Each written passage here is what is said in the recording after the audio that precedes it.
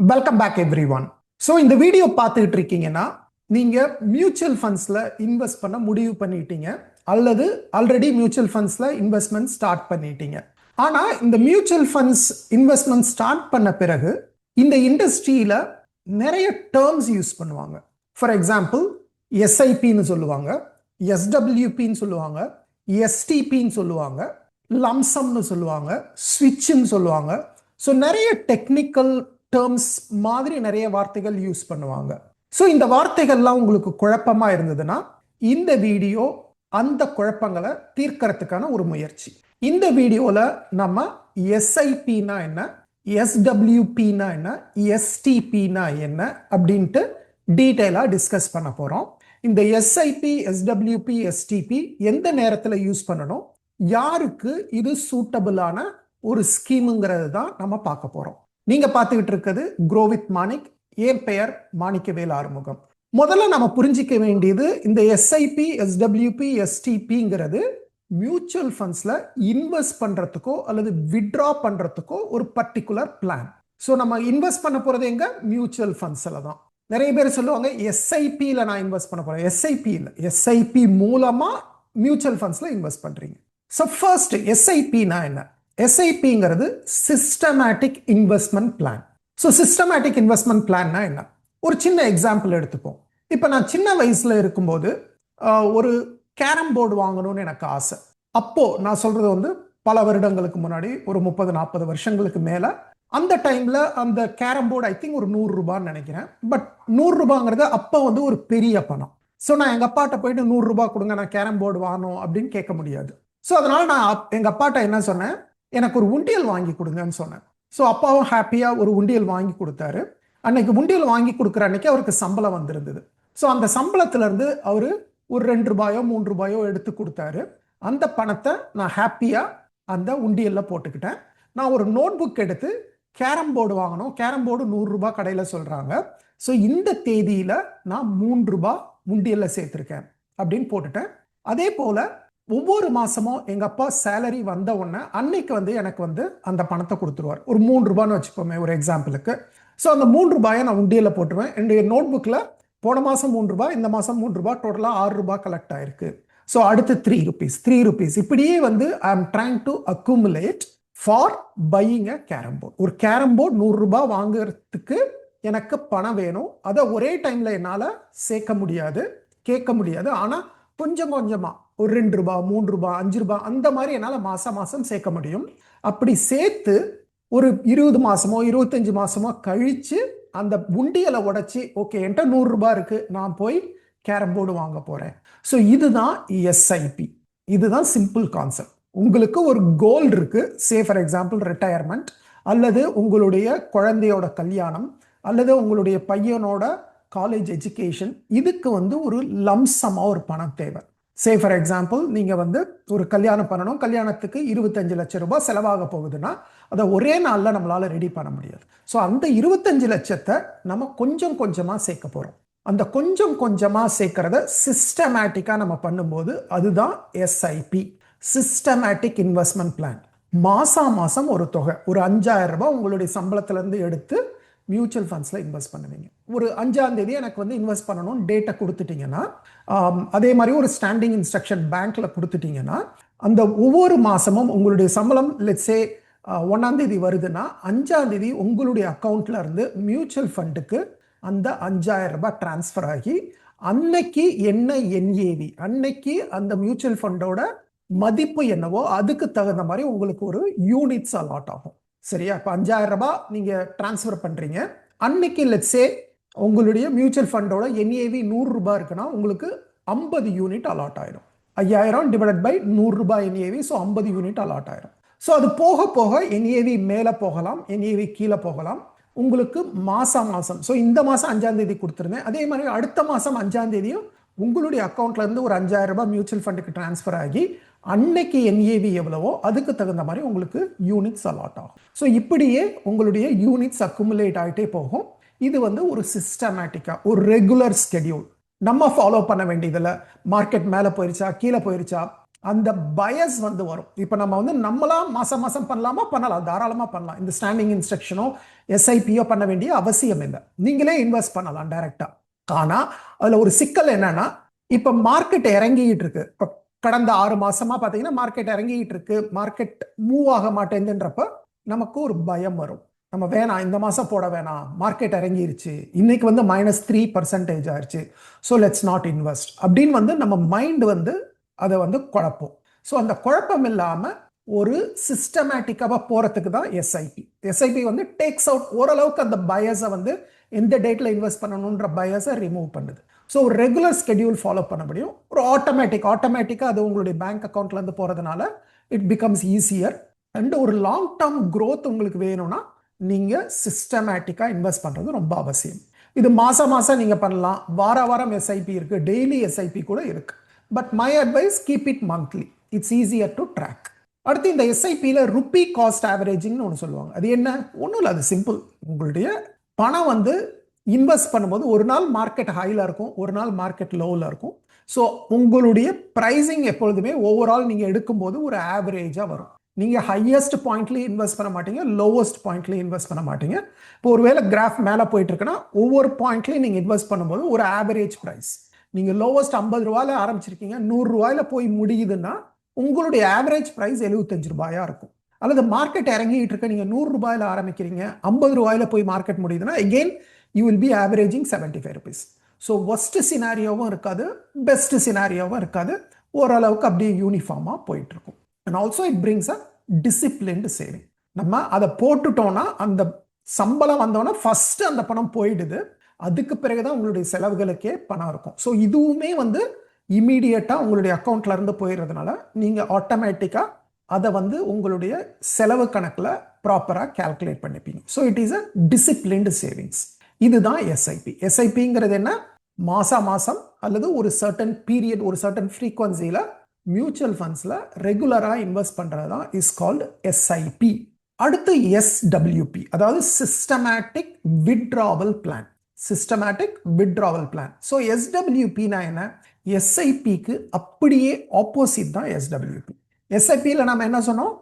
மாசம் ஒரு தொகையை மியூச்சுவல் ஃபண்ட்ல இன்வெஸ்ட் பண்ணி அதை க்ரோ பண்றோம், அக்குமுலேட் பண்றோம்.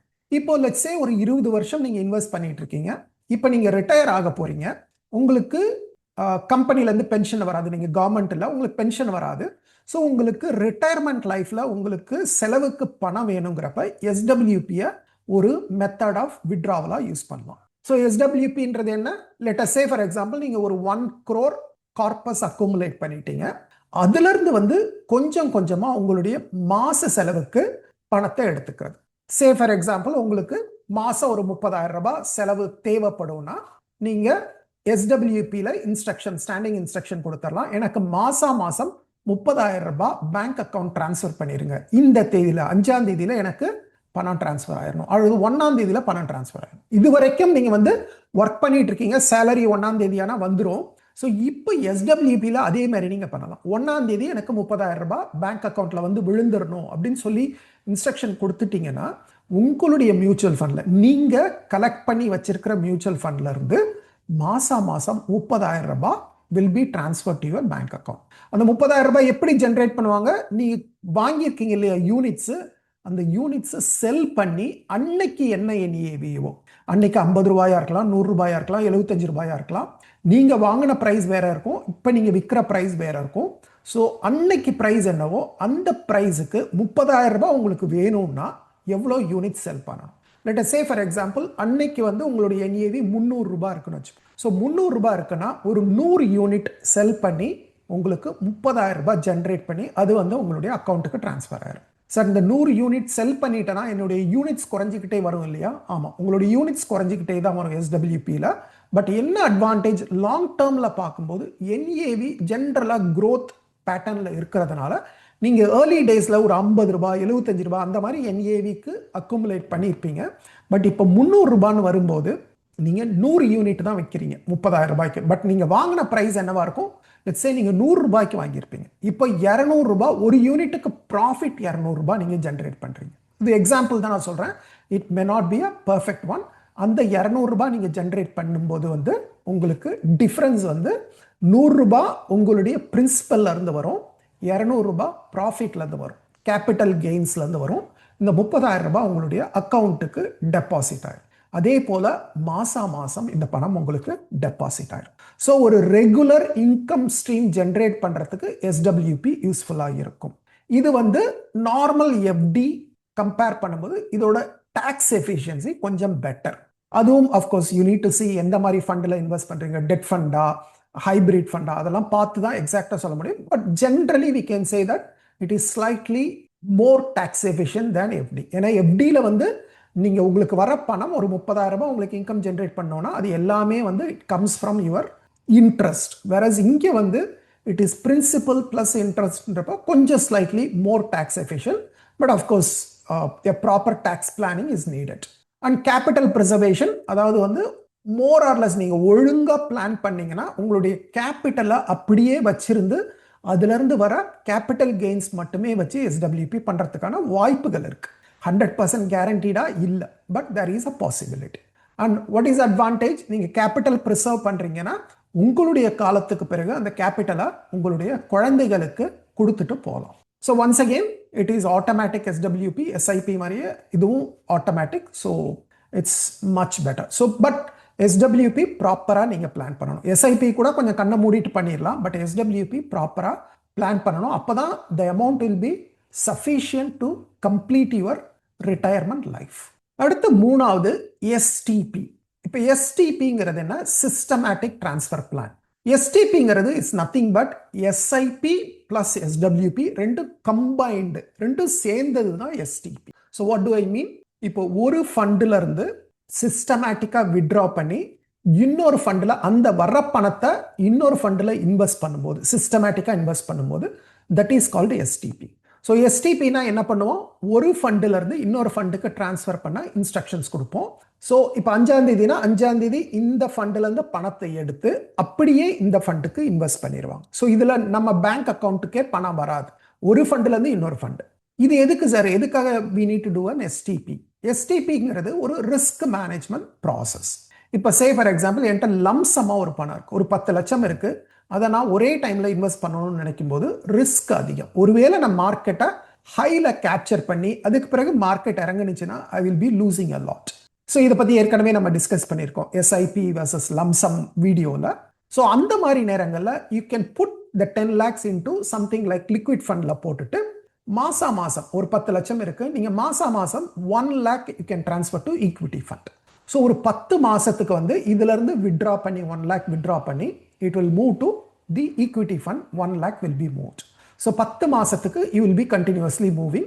அதே சமயத்தில் இந்த லிக்விட் ஃபண்டில் அந்த நீங்கள் வச்சிருக்கிற அந்த 10 lakhsக்கு ஒரு சின்ன கேபிட்டல் கெயின்ஸ் இருக்கும், பாசிபிலிட்டிஸ் ஆர் தேர். பெரிய கெயின் இருக்காது 10 monthsன்றப்போ, பட் ஓரளவுக்கு அது ஐடியலாக இல்லாமல் it will be creating some money there. So இதுதான் STP. அதாவது வந்து நீங்கள் இன்வெஸ்ட் பண்ணணும்னு நினைக்கிறீங்க, பட் ஒரு பீக்கில் போய் இன்வெஸ்ட் பண்ணாமல் கொஞ்சம் கொஞ்சமாக இன்வெஸ்ட் பண்ணுறது. அதே போல் நீங்கள் யூ ஆர் நியரிங் ரிட்டையர்மெண்ட், ஒரே டைமில் you don't want to take it out. எனக்கு 1 crore வேணும், 1 crore நான் இக்விட்டிலேயே வச்சுட்டு மொத்தமாக எடுக்கிறேன்றப்போ ரிஸ்க் அதிகம். You can two again a STP. நீங்கள் ஒரு ஈக்விட்டி ஃபண்டில் இருந்து ஒரு லிக்விட் ஃபண்டுக்கோ ஷார்ட் டேர்ம் ஃபண்டுக்கோ கொஞ்சம் கொஞ்சமாக யூ கேன் ட்ரான்ஸ்ஃபர். அதுக்குமே யூ கேன் யூஸ் STP. இப்போ இதை நம்ம ஒரு சம்மரி பார்த்துருவோம். SIPங்கிறது என்ன, உங்களுடைய பேங்க் அக்கௌண்ட்ல ஒரு ரெகுலர் ஃப்ரீக்வன்சியில் மியூச்சுவல் ஃபண்டுக்கு பணம் போகிறது தான் SIP. SWPன்றது என்ன, மியூச்சுவல் ஃபண்ட்லேருந்து உங்கள் அக்கௌண்ட்டுக்கு ஒரு ரெகுலர் ஃப்ரீக்வன்சியில் பணம் உள்ள வர்றது. STPங்கிறது ஒரு ஃபண்டிலிருந்து இன்னொரு ஃபண்டுக்கு சிஸ்டமேட்டிக்காக ட்ரான்ஸ்ஃபர் பண்ணுறது, அதாவது வித்ட்ரா பண்ணி இன்வெஸ்ட் பண்ணுறது. SIP பர்பஸ் என்ன, அக்குமுலேஷன், வெல்த்தை கிரியேட் பண்ணணும். SWP ஒரு ரெகுலர் இன்கம் எனக்கு வேணும், ஒரு பென்ஷன் மாதிரி ஒரு ரெகுலர் இன்கம் வேணுங்கிறப்ப I use SWP. STP is more of a risk management strategy. Market பீக்கில் போய் மாட்டாமல் அல்லது மார்க்கெட் லோவில் இருக்கும்போது நான் வித்ட்ரா பண்ணாமல் இருக்கணுன்றதுக்காக ஒரு ஆவரேஜிங் ஸ்கீம் தான் STP. SIP யாருக்கு, ரெகுலராக சேவ் பண்ணணும்னு நினைக்கிறவங்களுக்கு, ஒரு கார்பஸ் அக்குமுலேட் பண்ணணும்னு நினைக்கிறவங்களுக்கு. SWP யாருக்கு, typically it is useful for retirees. அல்லது சில சமயங்கள்ல என்ன ஆகும், இப்போ எனக்கு தெரிஞ்சு சில என்ஆர்ஐஸ் என்ன பண்ணுவாங்கன்னா அவங்க ஃபாரின்ல இருப்பாங்க, பட் அவங்களுடைய பேரண்ட்ஸ் இங்கே இருப்பாங்க. அவங்க பேரண்ட்ஸுக்கு ஒரு ரெகுலர் இன்கம் ஜென்ரேட் பண்ணணும்னு நினைப்பாங்க. ஸோ அவங்க they will invest in a mutual fund. அந்த மியூச்சுவல் ஃபண்ட்ல இருந்து வர பணத்தை எஸ்டபிள்யூபி பண்ணி அவங்க பேரண்ட்ஸுக்கு கொடுக்குற மாதிரி they will plan. That is also possible. So purely it's more for ரெகுலராக ஒரு இன்கம் ஜென்ரேட் பண்ணுறதுக்கு you can use SWP. SDP is more for lump sum investment அல்லது லம்சம் விட்ராயல். அதில் இருக்கிற ரிஸ்கை ரெடியூஸ் பண்ணுறதுக்கு தான் வி யூஸ் எஸ்டிபி. சார் நான் எஸ்ஐபி, எஸ்டபிள்யூபி, எஸ்டிபி யூஸ் பண்ணாமல் என்னால் இன்வெஸ்ட்மெண்ட் பண்ண முடியுமா, விட்ராவல் பண்ண முடியுமா? தாராளமாக பண்ணலாம். இது கம்பல்சரி எல்லாம் கிடையாது. நான் இது வரைக்கும் எஸ்ஐபி யூஸ் பண்ணது கிடையாது. பட் நான் வந்து ஐ ஹாவ் அ டிசிப்ளின். எப்பெல்லாம் எனக்கு இன்வெஸ்ட் பண்ணணும், எப்பெல்லாம் எனக்கு பணம் வருதோ அப்பெல்லாம் ஐ யூஸ் டு இன்வெஸ்ட். நான் இந்த மியூச்சுவல் ஃபண்ட் இன்வெஸ்ட்மெண்ட் ஆரம்பித்த காலங்களில் நான் பெருசாக சேலரிடு எம்ப்ளாயி இல்லை. நான் எம்ப்ளாய்மெண்ட்லேருந்து வெளியில் வந்துட்டேன். நம்ம I am more of a freelancer, I am more of a independent person. எனக்கு சேலரி ரெகுலராக வராது. திடீர்னு சம்பளம் வரும், திடீர்னு சம்பளம் வராது, திடீர்னு பேமெண்ட் வரும், வராது. ஸோ எனக்கு வந்து எஸ்ஐபி டஸ் நாட் ஒர்க். எனக்கு எப்போ பணம் வருதோ அதில் வந்து ஐ யூஸ் டு இன்வெஸ்ட். ஸோ எனக்கு SIP will not work. SIP யாருக்கு நல்லா ஒர்க் ஆகும்? சேலரிடு எம்ப்ளாயீஸ்க்கு நல்லா ஒர்க் ஆகும். பிஸ்னஸ் பீப்புளுக்கோ அல்லது செல்ஃப் எம்ப்ளாய்டுக்கோ sometimes SIP may not work. But have a discipline, you can do it. Again SWP is it mandatory? Not necessary. நீங்களே மாசம் மாசம் இன்ஸ்ட்ரக்ஷன் கொடுத்து எடுத்துக்கலாம். அந்த 30,000 வந்து எஸ்டபிள்யூபியா போடணுன்ற அவசியம் இல்லை. நான் வந்து இப்போ 30,000 வேணும் இந்த மாசத்துக்கு, 30,000 எடுத்துக்கலாம். இந்த 30,000 எனக்கு செலவாகல, 2வது மாசம் எனக்கு 30,000 வேணா, ஒரு 15,000 வித்ட்ரா பண்ணா போதும்னா you can also do that. So all these is not mandatory, but it makes life கொஞ்சம் ஆட்டோமேட்டிக்காக, நீங்கள் ரொம்ப யோசிக்காமல் அதுக்கு டைம் ஸ்பெண்ட் பண்ணாமல் it can go into a automatic mode. Auto மோடில் போகிறதுக்கு தான் SIP, SWP, ST. I hope this information is clear to you. இதில் ஏதாவது உங்களுக்கு டவுட் இருந்ததுன்னா உங்களுடைய கேள்விகளை கமெண்ட் செக்ஷனில் விடுங்க. I will try to answer them. Thank you. Bye bye.